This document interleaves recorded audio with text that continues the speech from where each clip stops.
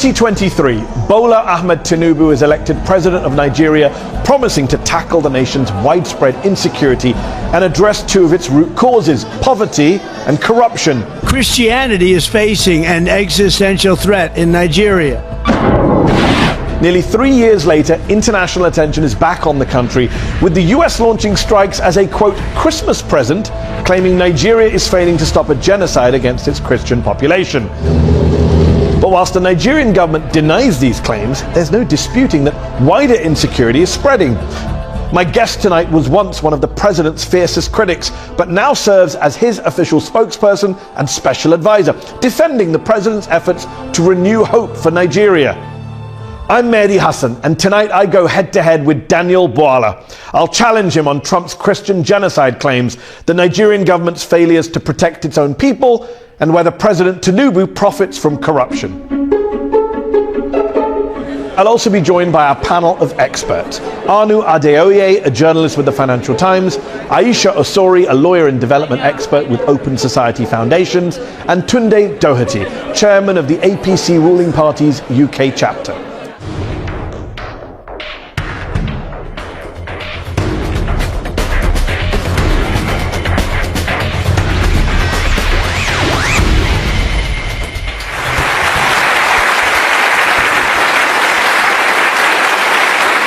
Daniel Bwala, thank you so much for joining me on Head to Head. Thank you. Nigeria is a proud, sovereign, independent nation, a powerhouse in Africa. So why did you just let Donald Trump and the United States bomb your country on Christmas Day? The United States government did not bomb our country. The decision by the US government was anchored on the intelligence sharing between Nigeria and the United States and the agreement on the operation. So Donald Trump just didn't bomb Nigeria at his own whim? No. The US Secretary of State, Marco Rubio, called our own foreign affairs minister when the decision was made that that was the time to strike, and the foreign affairs minister got in touch with the president. So this was a joint operation, you're saying? Yes, it was a joint operation. On the Nigerian... What I don't understand is, how can it be a joint operation? Yeah. Donald Trump says that there is a genocide going on against Christians carried out by Muslims with your government turning a blind eye. You've called that narrative a hoax. Mm-hmm. You said it creates discord in Nigeria. Right. So when Donald Trump says he's bombing Nigeria to protect Christians from a genocide, is he lying? We both disagree as to whether the so-called genocide in Nigeria was against Christians.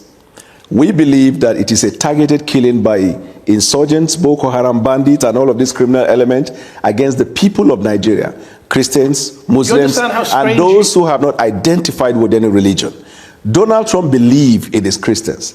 We now felt, rather than arguing about whether it is against Christians or not, there is one area we both agree, that we have a joint interest in the fight against terrorism. But you're fine with the fact that his motivation is something you disagree with. You think it's a hoax? Yes, because... So when Donald Trump says there is a genocide against Christians in Nigeria, is he telling the truth? It is a half-truth, in the sense that, yes, Christians have been affected, but the whole truth is that both Christians, Muslims, and those who have not identified. I said the narrative of Christian genocide was a hoax. He's pushing it. That's his opinion. Everybody's entitled to it. Is he right or wrong? We believe there is a targeted killing of all Nigerians. Okay. Evidence has shown. And that is where we are focused on fighting terrorism. So let's talk about the terrorism. Right. Trump claimed he targeted, quote, ISIS terrorist scum. Right. And every camp got decimated. Mm-hmm. But a lot of investigative reporting on the ground shows that few, if any, combatants were killed. Some bombs landed in empty fields. A local leader in one of the districts said, the same militants we knew are still there, loitering around our communities. No, there were killings of terrorists. That's not what local leaders are saying. So I can call local television that testified. Arise News did, Channels Television did. Okay. So there was the killing of terrorists. You're not on the ground with respect. No, I didn't. Al-Haji Bunu, who's a traditional ruler in the district, says, we saw no dead bodies, even where the bombs fell. Those are his words. No, because the bomb didn't fall in the town. It was at the camp, that enclave, where they gathered. Are you okay with having the Americans bomb Nigerian people's homes? I'm not aware of that one. You're not aware of Morenike Saka, who said, I began to scream for help. I had to crawl my way out of the room. The missile tore through her apartment building, according to the Washington Post. How about Musa Soliu? I was in my room. I was buried under the ruins. I don't know how to restart my life. My belongings are destroyed. Houses were not destroyed. Are you telling us that Nigerian citizens are lying about being bombed by the US? I am saying that the military operation that was conducted on that day was targeted as terrorists and we hit them. You have a history of not hitting terrorists and hitting civilians. You know that, right? Your country. I'm not aware. Oh, well, on December 21st, the Nigerian Air Force said that they handed over compensation to people who were hit in an accidental airstrike on Christmas Day 2024. Do you just bomb every Christmas? When and when? Christmas Day 2024 and Christmas Day 2025. I dispute that fact. We'll take it up with the Nigerian Air Force. Let me ask you this. Since President Tinubu came to office in 2023, the situation has worsened in your country. You have a mixture of militant groups, you have bandits, you have clashes between herders and farmers. We also have Nigeria is now incursion of foreign interest in Nigeria. Nigeria is now the 5th deadliest country in the world. Are you proud of that record? I acknowledge the fact that we have insecurity in Nigeria, and until the hoax narrative of the Christian genocide, then we began to see back-to-back attack in Nigeria. We had for the first 2 years of the president's administration a substantial peace in Nigeria. Actually, the number of deaths went up on the president's watch. After this incident of a Christian genocide. And by the way, when did that begin? There is no country of the world today that is free from insecurity. No, there I are agree. parts of London that's why you can't go in the evening.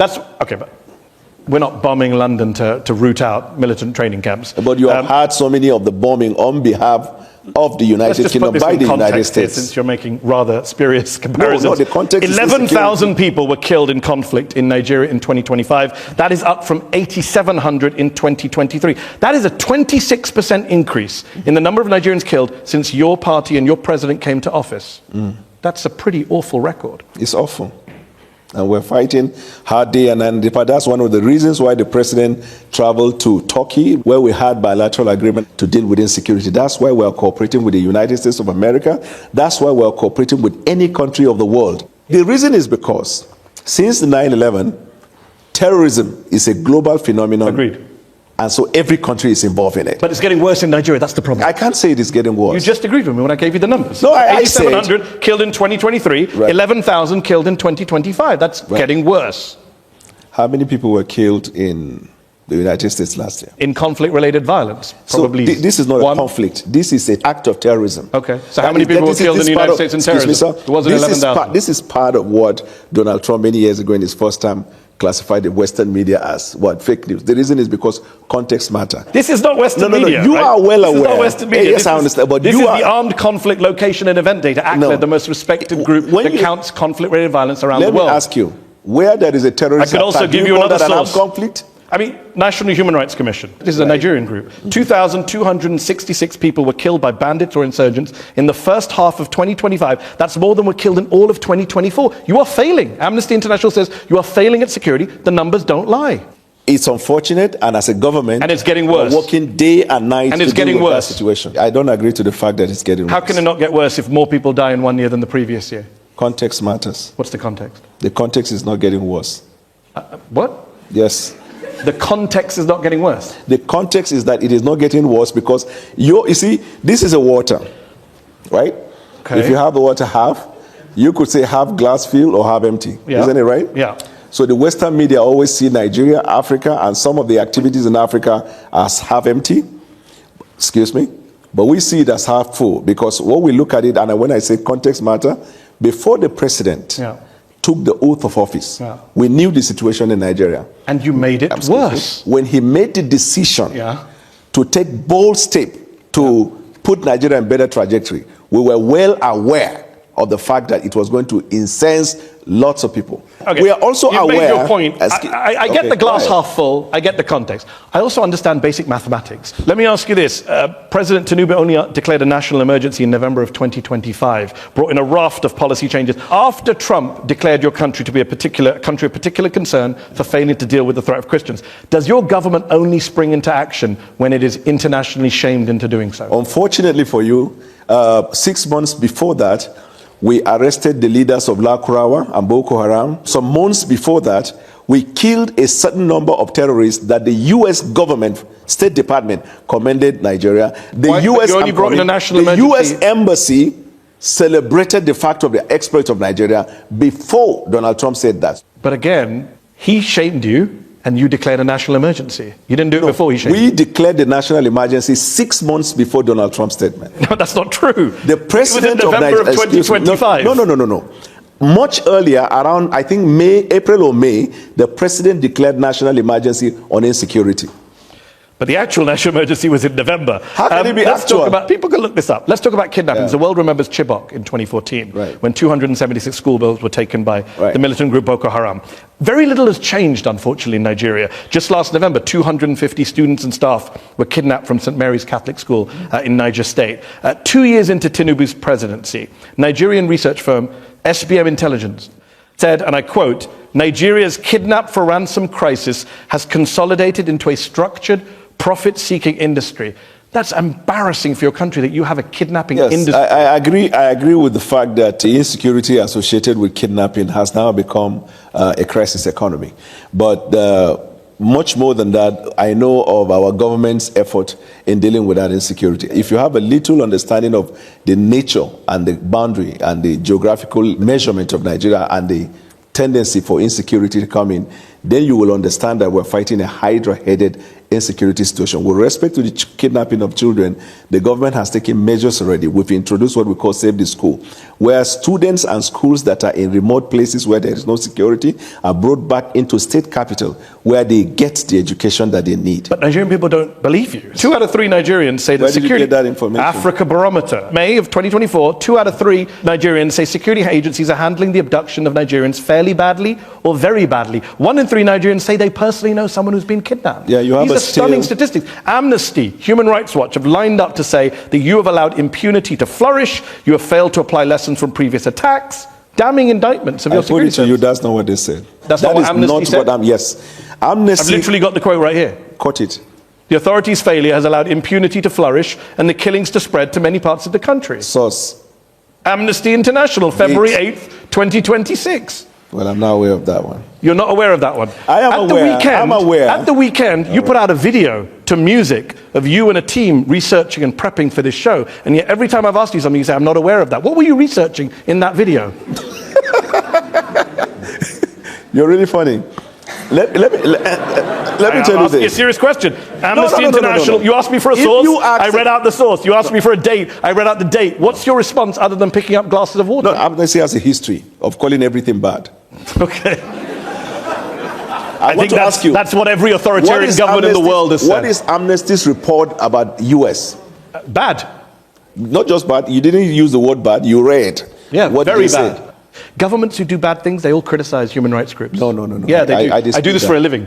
Let's ask about corruption before we go to our panel who are waiting patiently here. Transparency International, they say systemic corruption continues to plague the defense sector, causes a major hindrance to security. President Tinubu said in August, there is no more corruption in Nigeria. That's a ridiculous thing to say, is it not? We investigate any case of corruption, not just in the defense, but anywhere in government. This administration has had lots of people who are in government, either sacked or investigated and being prosecuted. The resolve of our administration in dealing with corruption is obvious. Why did he say there's no more corruption? You probably read him out of context. No, I didn't. No, read exactly what he said. You're cherry picking. How can someone just stand and say there is no corruption in Nigeria? It is getting clearer to the people. We have more money to the economy and no more corruption. Full stop, close quote. Good. So this is the context. He was communicating to the people about the exploit we're having as a result of the decision to remove fuel subsidy. We dealt with the question of corruption in the oil industry. And that's not what he said, but okay, he didn't say anything about the oil industry. That's why I say context matters. Well, you can't just make up the context. He didn't say anything about the oil industry. He said we have more money to the economy and no more corruption. In fact, he was criticized in Nigeria for this. Last question on this. How can Nigerians take Tinubu seriously on eliminating corruption when he appoints someone like Abubakar Bagudu as Minister of Budget and Economic Planning, a man who, according to the US Justice Department, with others, embezzled, misappropriated, defrauded and extorted billions with a B from the government of Nigeria under the dictator Sani Abacha. Bagudu avoided criminal charges. He cut a deal with the Nigerian government, returned some of the money. But the president literally put Nigeria's budget in the hands of a man who's accused of looting billions of dollars. You started your introduction by saying it's a sovereign country. The decision of the court in the United States does not bind the Supreme Court of Nigeria. But he gave $163 million. And that man is now in charge of the Nigerian budget. You're okay with that? I think Do you think it's funny? I mean, two-thirds of Nigerians... You think it's funny? No, I don't. I think people who are giving $163 million back shouldn't be in charge of the country's budget. Thank you. for your observation. Okay, but do you think they should be in charge of the budget? There's no evidence that that minister has misappropriated funds in the government of Nigeria. Why did he give back $163 million? To Nigeria or to the U.S. To government? Nigeria. Why did the U.S. government give him $100 million? It's settlements. That's what you do in settlements. Okay. Why was he settling? Yeah, so okay. if they So you're comfortable with a guy who's accused by the U.S. Justice Department of embezzling with the Sani Abacha regime billions of dollars being in charge of the budget Are today? you okay with a president of one of the countries in the world who was convicted by the courts in that land and the person is still governing the country? Who are you referring No, I'm just asking. But which country? Okay, are you also okay? Are you also okay? Because if it's Donald Trump, I'm a well-known Trump supporter. Are you also okay Are you also okay with the prime minister of a country who was accused of making a wrong judgment in an appointment that led to a lot of problem, but he has not resigned, he's still governing? Are you okay with that? Well, by the time this show airs, he may have resigned. So your argument Now that that Keir it has come to Starmer light- and Donald Trump, basically everyone else is corrupt. Okay. Let's go to our panel on that. I'm joined by Aisha Osori, a lawyer and writer with the Open Society Foundations. Aisha, how would you rank this government's record when it comes to security? On a scale of 1 to 10, I would say 1. And I think one thing that I haven't heard in the conversation so far is that since President Tinubu came into office, we have no diplomatic presence in any of the major capitals. And the reason why this is tied to insecurity, for example, let's use our borders with Chad, Niger, Cameroon. When you have no diplomatic presence in those areas, then you're not able to engage on the insecurity. We talked about kidnapping a few minutes ago. There must be a link between the atrocious amounts of money that are being raised by kidnappers.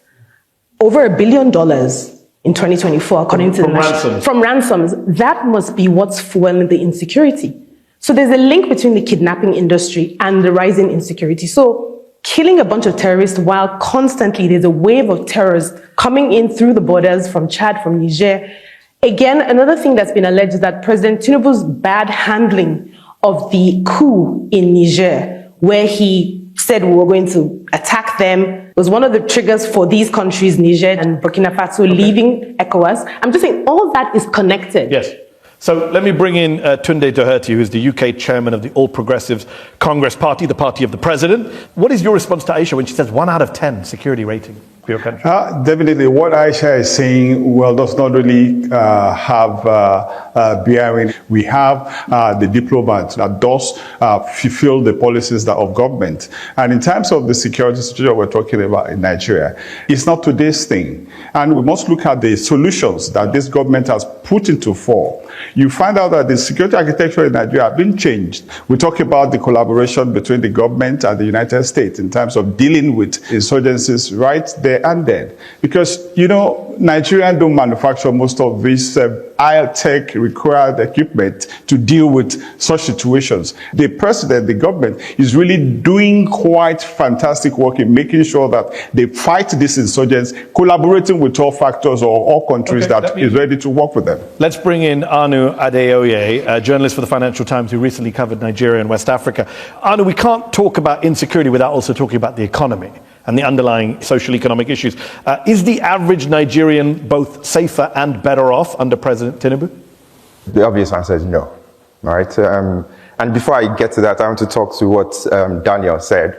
I always find it very interesting with Nigerian government officials who cherry pick statistics about the US and the UK, but they never say how many hours of uninterrupted electricity has the United States had compared to how many Nigeria has had. They never try and find, the good statistics that Nigerians don't benefit from. If you look at the poverty numbers, this is according to the Nigerian Bureau of Statistics. More than 120 million Nigerians are living in multi-dimensional poverty. So that's not just people who lack $2 a day. That's people who can't afford food, who can't afford shelter. And even if you look at the numbers of the people who have died, right? These are wartime numbers for a country that is officially not at war.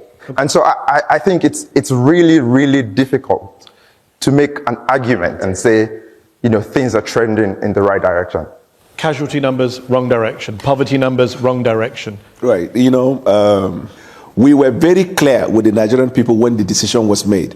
It will bring discomfort temporarily, but the long term is what we are promising. We decided to also involve intervention mechanism in dealing with some of the hardship that the people undergo.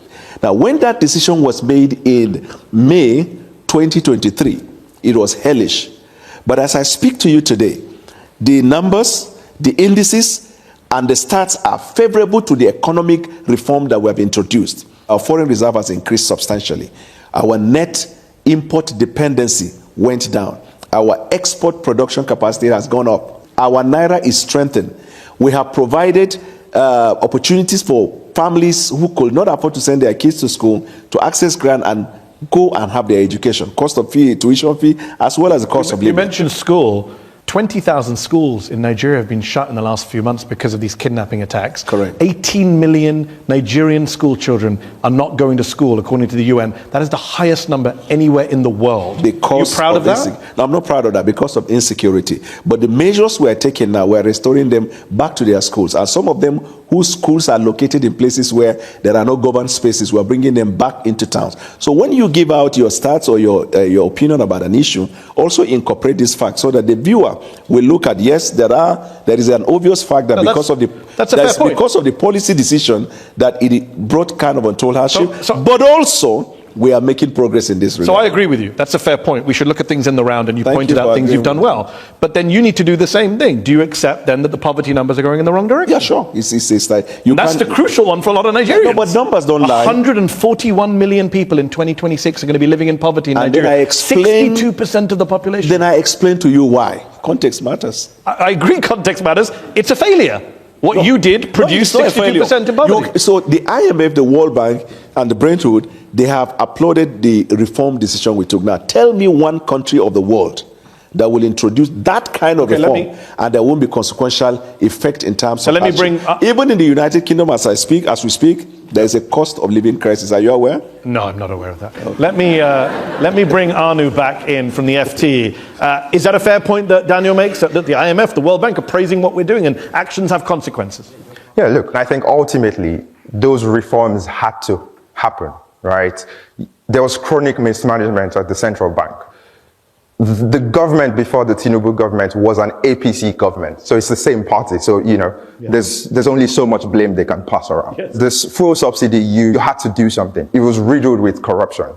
But then the other part of that argument is doing those reforms should not be the end goal. It should only be the starting point. What you need ultimately is foreign direct investment in Nigeria. You need people to bring money into Nigeria to invest long term. Robust foreign direct investment in Nigeria. Let me bring in Tunde. Tunde, Anu makes the point, it's all APC governments.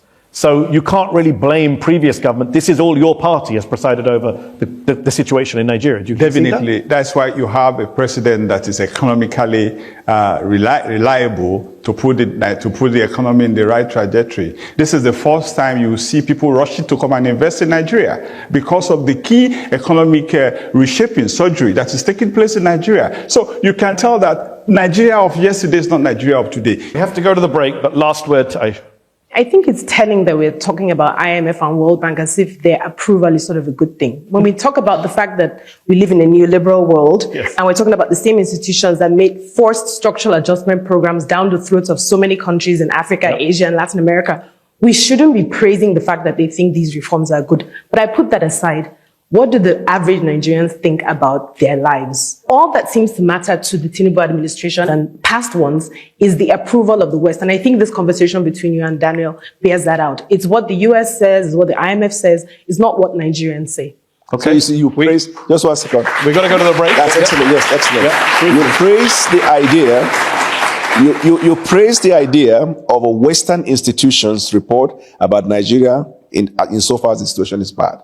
When we praise the idea of a Western institution that before now said something against Nigeria, but now is saying Nigeria is trying, then that is not necessary. Well, I think Amnesty International is a human rights group and the IMF is a neoliberal institution. And they're all Western institutions. All right, well, we're all cherry picking apparently. Let's go to the break. In part 2 of Head to Head, we will talk about President Tinubu, his wealth, his leadership style, and what it means for democracy with Daniel Bwala. Don't go away.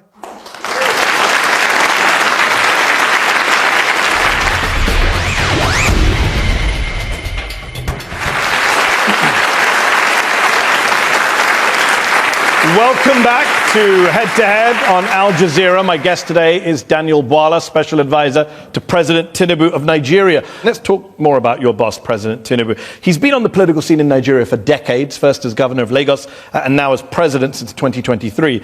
He's a very rich man in a very impoverished country, and there's a lot of mystery as to where he got his wealth, estimated to be in the billions of dollars. What do you say to people who highlight allegations against him of, quote, massive corruption and misappropriation of funds? That's their opinion.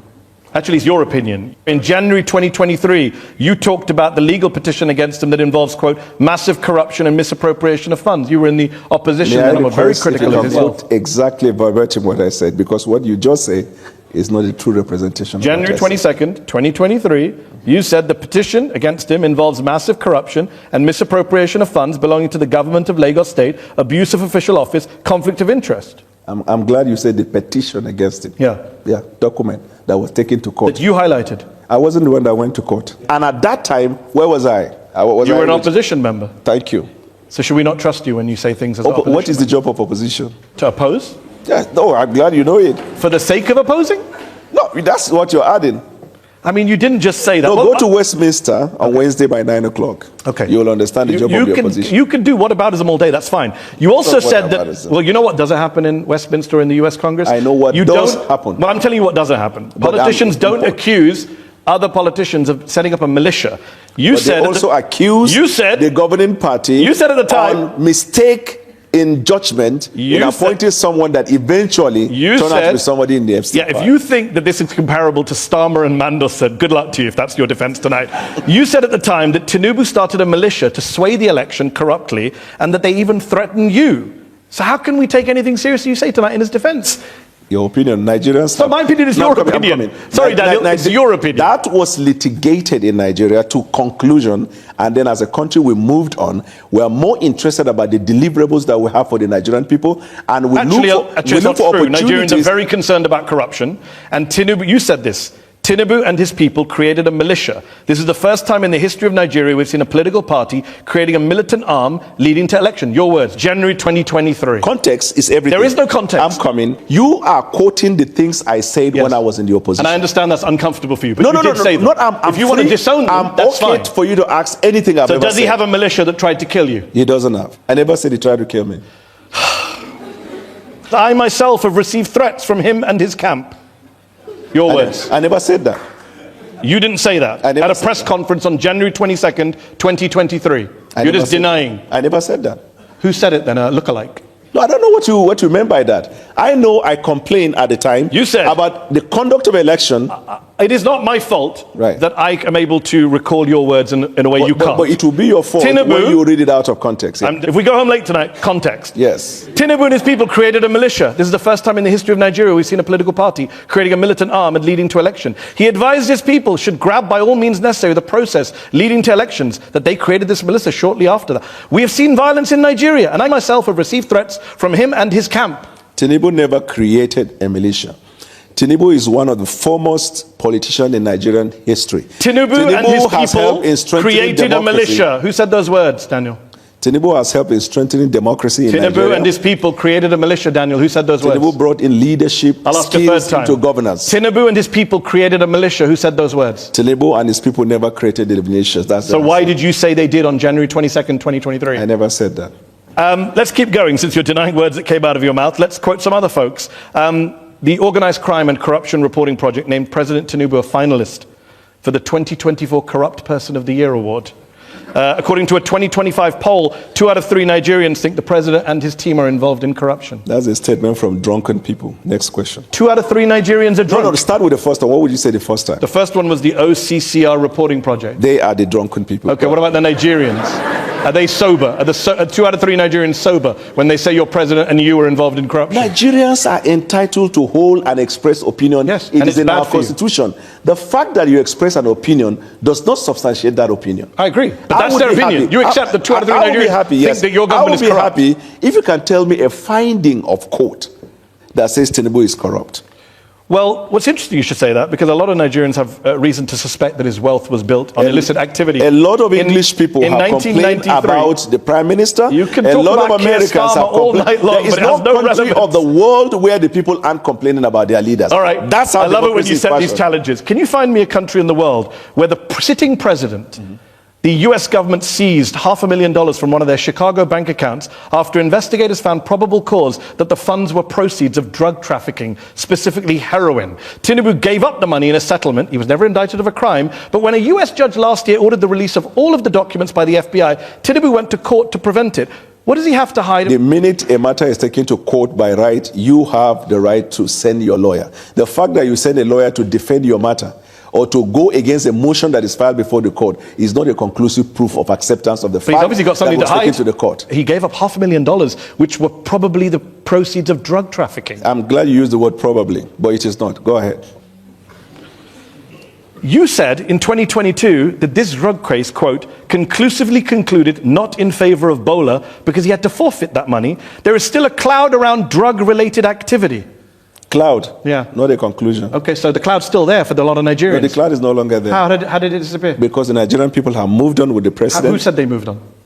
The facts are there. Less than 10% of Nigerian voters voted for him. So that in Nigeria- he doesn't have some big mandate from the people that means that I can't ask you, why did he give back $500,000 to the US government, which were believed to be the proceeds of drug trafficking, and you believed they were the proceeds of drug Why trafficking? do you conduct a polling with 500 people and give a representation of the population?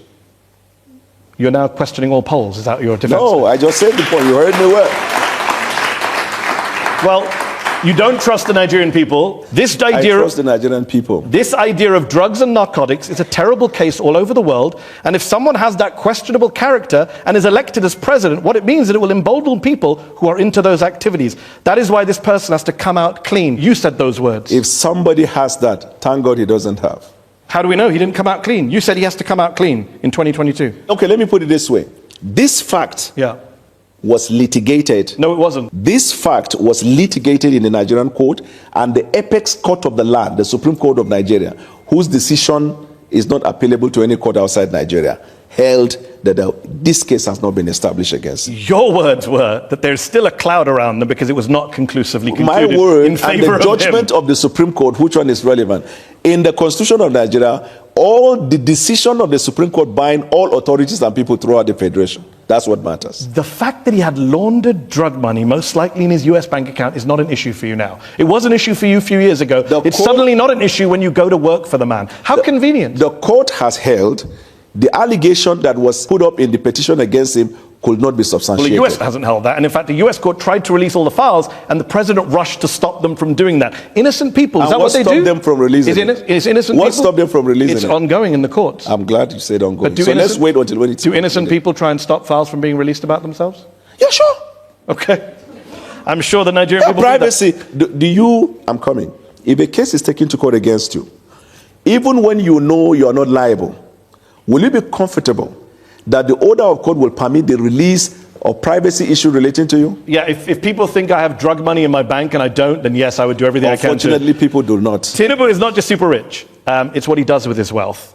In 2019, 2 armored money trucks, bullion vans, were seen going into his house, coming out of his house. Where did that money go? No. Point. Did you see the money? Or those who reported, did they see money inside the bullion van? Was there no money in the bullion vans? How am I to know? You said it was money in the vans at the time. I never 2023, February. You How said, could I have known it's, there was it's, money it's a in the- tragedy that I know your words better than you do. There is only one person in Nigeria who is alleged to have moved money through bullion This vans, local- and that that's fake person news. is the presidential candidate. You said that on February 17th on Channels Television 2023. Thank you for notifying me. So where did the money go from the bullion vans? There was no money inside. So why did you say there was? I said there was no money inside. But you said at the time you said he's the only person to have moved money in bullion vans. When did I say that? What was the event in Nigeria? Oh, so you were lying because it was election campaign? No, I never said I'm lying. I say, how can you prove that just because a bullion van goes into a person's house and comes out that there is money inside? Maybe because people said it was vote buying by Tinubu. Tinubu himself said, I gave money to the people. You know he said that? Yes, I also give money When to you people give money to people, myself. people would say that's vote buying. Politicians, rich politicians give poor No, he people doesn't money. give money to people on election day, but he helps people. But people at the time said it was vote buying. Do you agree with Who that? are the people? You said, No, I never said that. ostensibly, I can't believe you still keep walking into this. You said it was done ostensibly for vote buying. Do you agree with Daniel Bwala or not? Please don't lift up a glass of water.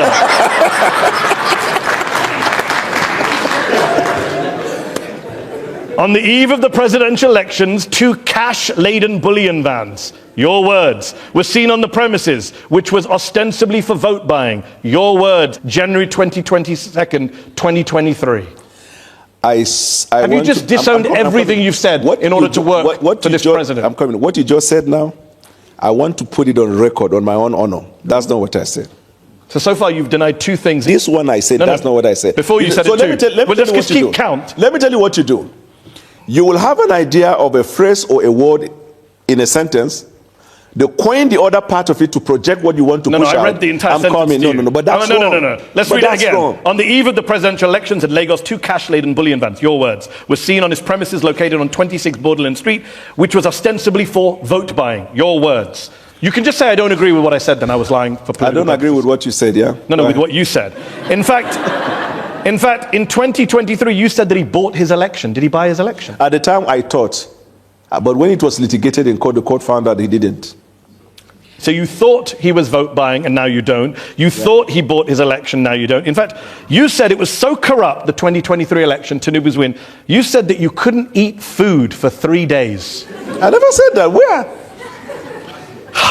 Arise News, March 2nd, 2023. I became so sick for the past 3 days, I found it very hard eating food. I'm sure you have a mistaken identity. I never said that. You never said that you Why became will I sick. not eat? Win, lose or draw, you eat your food and go to bed.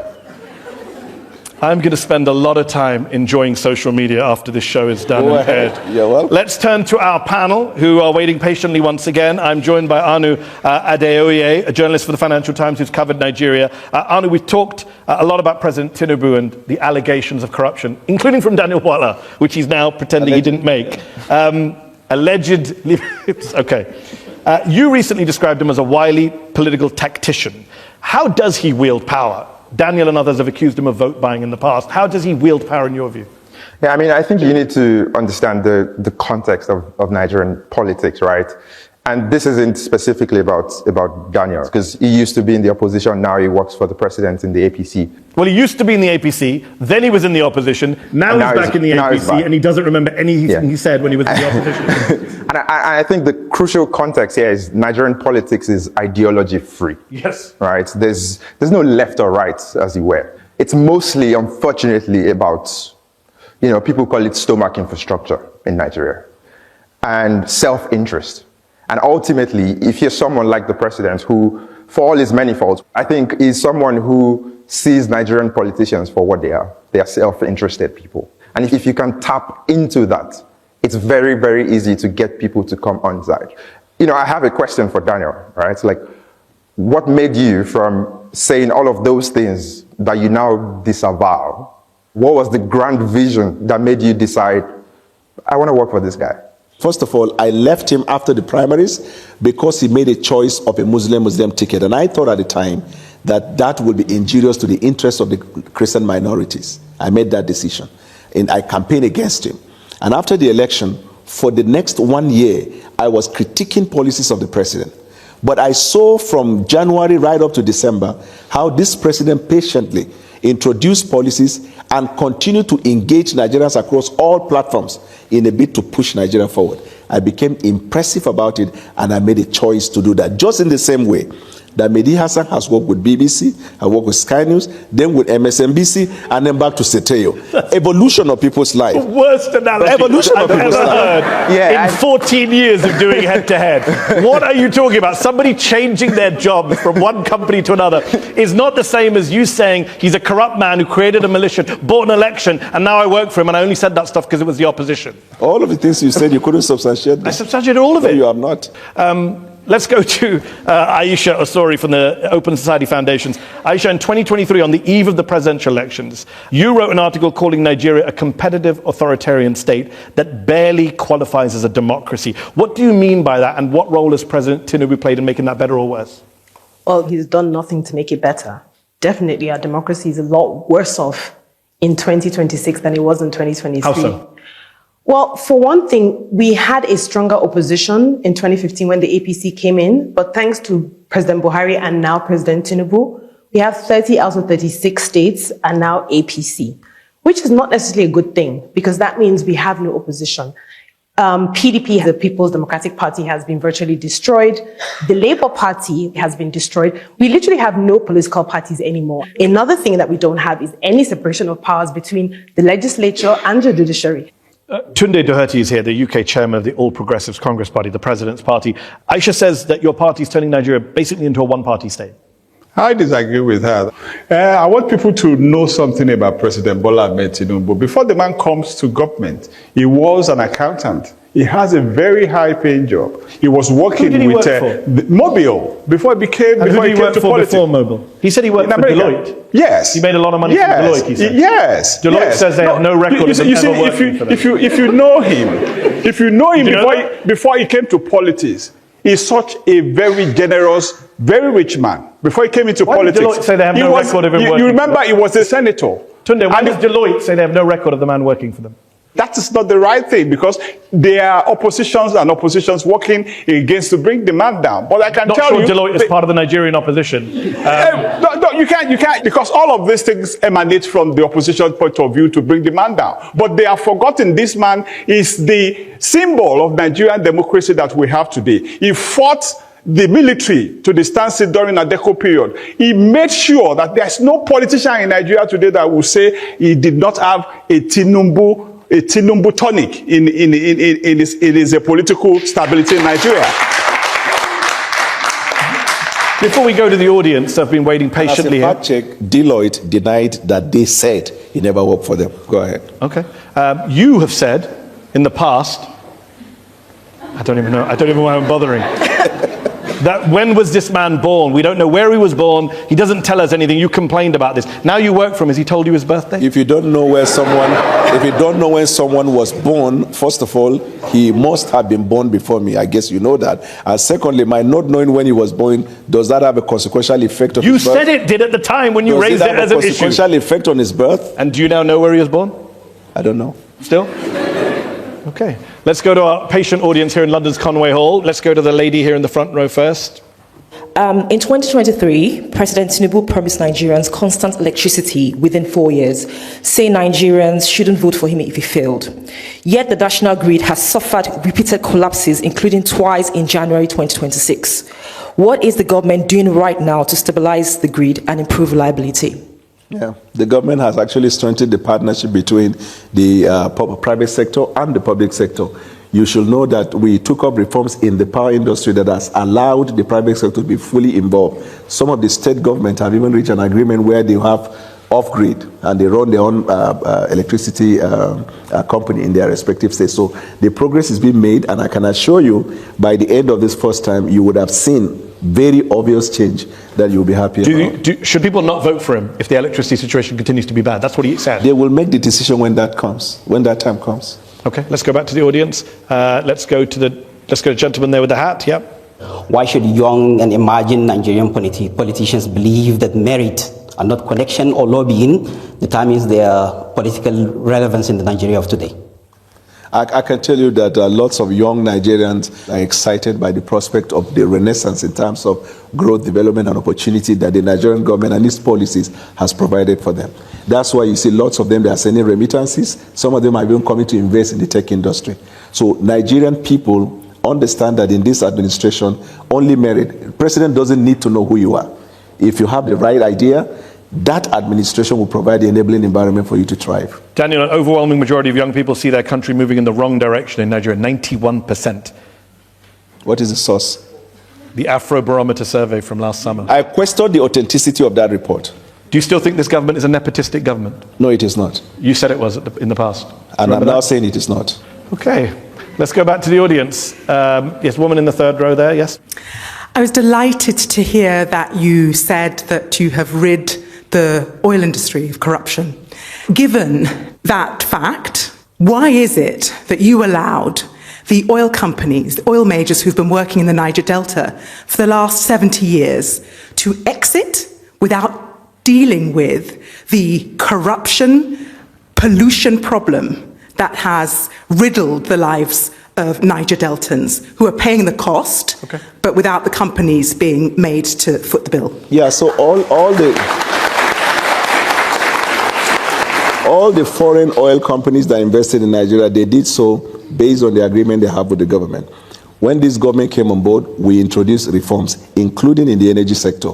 Some of the companies who felt they couldn't bear, because most of the investigation found out, most of them were just rent seekers over the years in successive government. And so we decided that you have to play by the book. And they were not comfortable, they left. You don't have control over their decision. But in the same vein, shortly after that, you see lots of foreign companies that are coming to Nigeria to invest. Okay, let's go back to the audience. Let's go to, yes, gentleman there with the jumper there, yes.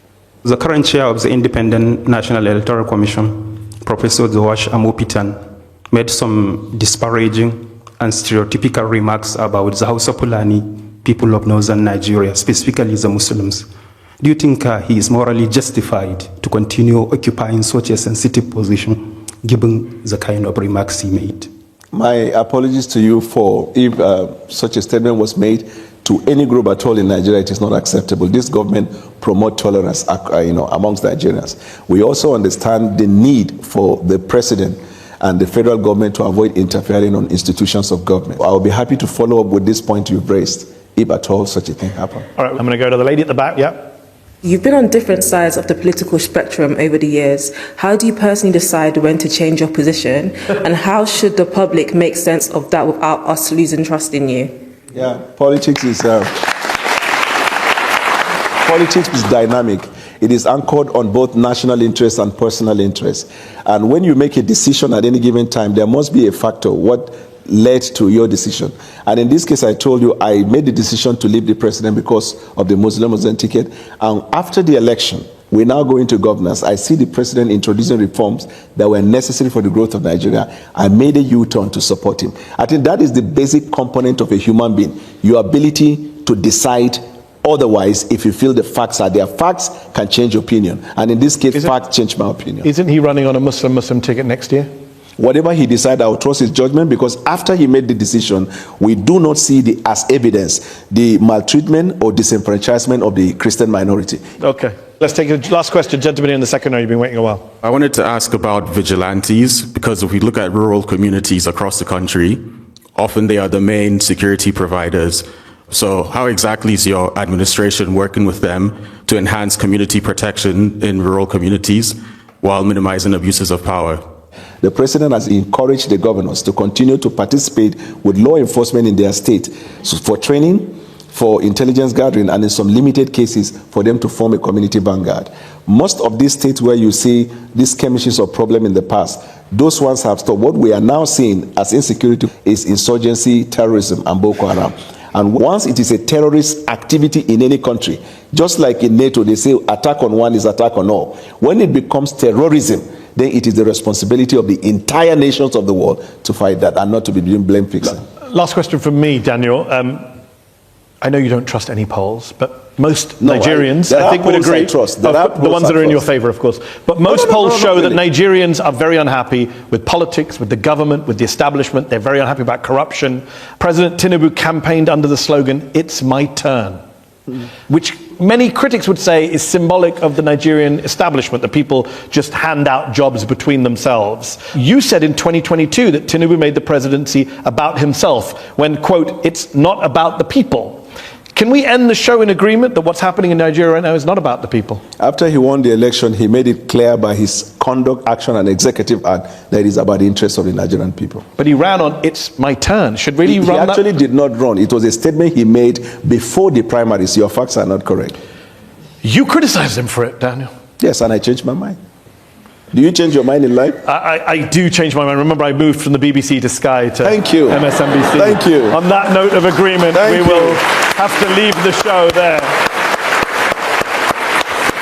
I will say thank you to our very patient audience here at the London's Conway Hall, to our panel of experts here, and thank you to Daniel Bwala from the Nigerian government, spokesman for the president, for coming on Head to Head tonight. Head to Head will be back very soon.